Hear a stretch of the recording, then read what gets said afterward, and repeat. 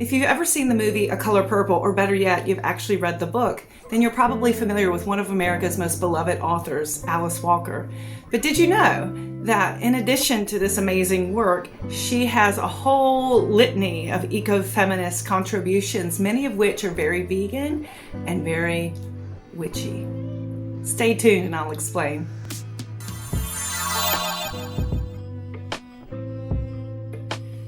So hi everybody, if this is your first time here, my name is Dr. Corey Wren. I'm a vegan sociologist, a vegan feminist, and a vegan witch. This is Mishka, my little deaf dog, and she's very anxious to hit the road after I record this video. We're going to a pub quiz. And she, that little face. So yeah, let's talk about Alice Walker.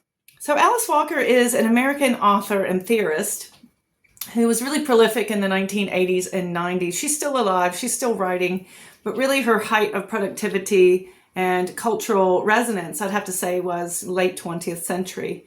She's very unique in that she was a Black woman who was claiming the space at the time in a very white-centric feminist body of literature and very white-centric feminist and environmentalist movement. If you've watched The Color Purple, or really if you've read it, where a lot of these themes really resonate a little bit stronger, you'll know that Celie, the main character, was one of the most downtrodden characters that you could really ever imagine. But as she starts to really spend time in nature and actually open her eyes to all these amazing forces, elemental forces that are beyond her and beyond this very structurally discriminatory life that she lives in, she starts to realize that nature and the cosmos, all of that has her back, and that is her birthright. And what she's doing is drawing on Black ecofeminist womanism. And you see quite a lot of this as a pushback in the 1970s, 80s, and 90s, because ecofeminism historically, while it is a feminism for the global majority, those who get the platform and those who are getting the teaching positions and the speaking engagements, they tended to be a lot more of white folks. So Alice Walker's work is a very important kind of cultural breakthrough from a Black woman's perspective of why the environment is so important, why relationships with other animals are so important.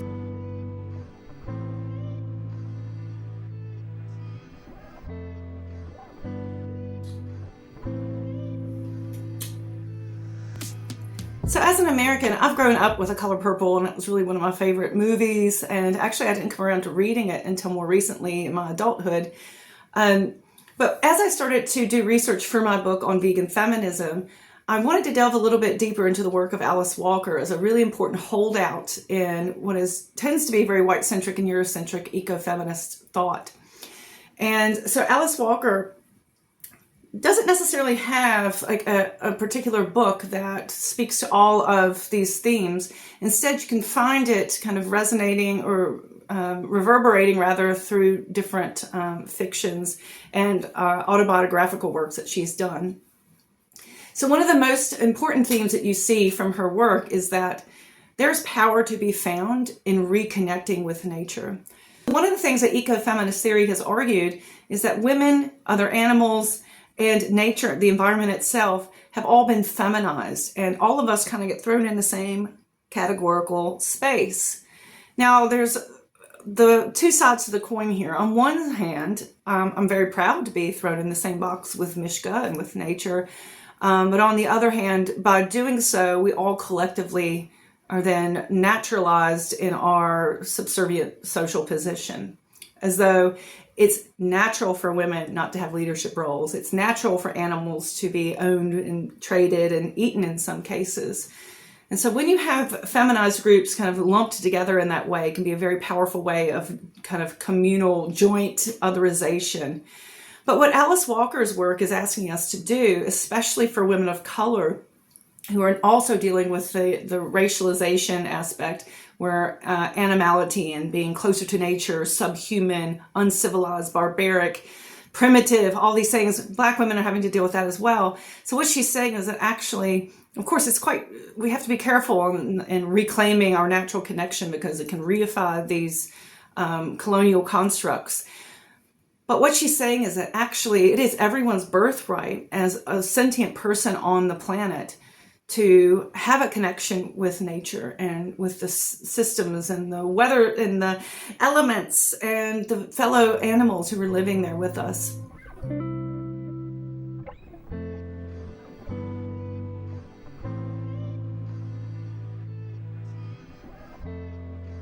What she does actually is she asks for a sort of spiritual communion with nature. And so for her, ecofeminism is definitely a very spiritual experience. And for a lot of ecofeminists as well. But there's certainly a witchy element to it. So for instance, she speaks about in some of her writing, sitting on a grassy hill, and when she comes back in another life, she'll come back as a blade of grass. She has no qualms with sitting with trees and talking with trees and learning from them and finding solace and wisdom there. And also in some of her autobiographical work, she's talked about her relationships with fellow animals. So for instance, there's a very sad story that she recounts about this horse named Blue who lived next door to her when she moved into this rural space. And that horse was alone, lived a solitary life. Well, horses, like many animals, are social. And so she commiserated with that horse. She built up a relationship with him. And there was a point in time when the owner of this horse brought in a female horse to breed them, basically. But Blue didn't know that. Blue built up a family with this horse, and Alice reports back that this is the first time she saw him have spirit in him and excitement and happiness.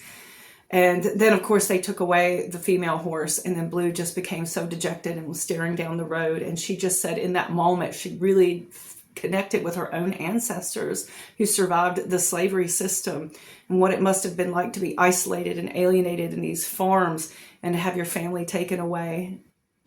And it was a very poignant story.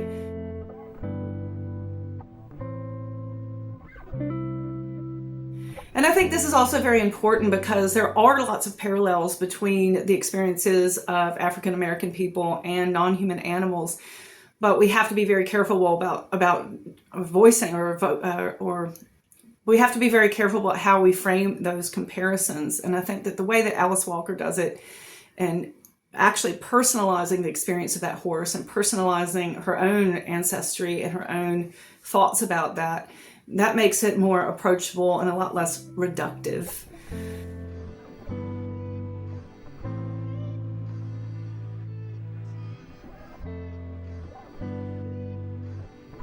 So I think that there's a lot to learn from reading Alice Walker's work, and it's a very approachable type of work because it's oftentimes written for a general audience. But it's asking us to think intersectionally. It's asking us to think about not just what it means to be a woman in a world that's very ecocidal, but also what histories and legacies of racism can add into that mix. Also, the experiences of non-human animals and how they've been taken away from us as family and a point of solidarity. So, in fact, she's been vegan, or she dabbles with veganism. It's hard to say that if Alice Walker is like a complete vegan, because in some of her writings, it seems like she's has a little bit of difficulty with it. So she is one of the OG original people who was looking at veganism as a food justice matter. And she's very cognizant, like many Black activists of the 20th century, that the food system is deeply colonized and very toxic to Black communities. And people have been sort of displaced from their own food heritages and food knowledges. So she recounts that when she was growing up, everyone had a garden and knew how to make food and how to harvest that food. And I can say that about myself when I was growing up in Appalachia. We had a garden, a big garden. My grandma had a big garden. Everyone had gardens. But now that we've entered into an industrialized food system, we don't do that anymore. And in my generation, that knowledge has been lost. So it wasn't taught on to me. But she's cognizant of how poor communities, people of color, communities of color, have been isolated from their own food traditions and their own food knowledges. And she really advocates plant-based eating as a healthy food system, as a system that will undercut a lot of these illnesses and disabilities that are coming through a colonized food system. But she's also practical about it. So in some of her writing, she talks about how she's been arrested for doing social justice work, and how it was very difficult for her to maintain a vegan, much less vegetarian diet when she was imprisoned. But how she saw that this in itself was a form of injustice, to be robbed of your own food choices and forced to make these consumptions that actually are counter to your beliefs.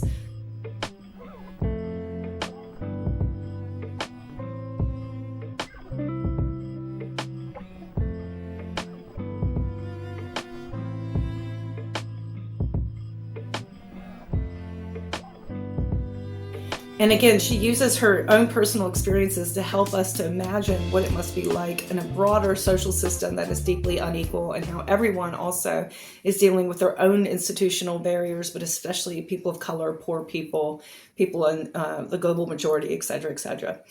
So yeah, Alice Walker is really a wonderful sort of leader in teaching us how to make uncomfortable comparisons sometimes, but doing it in such a way that is compassionate and personalized and individualized to avoid lumping everybody together, which can be a major danger when we're talking about intersectional theory.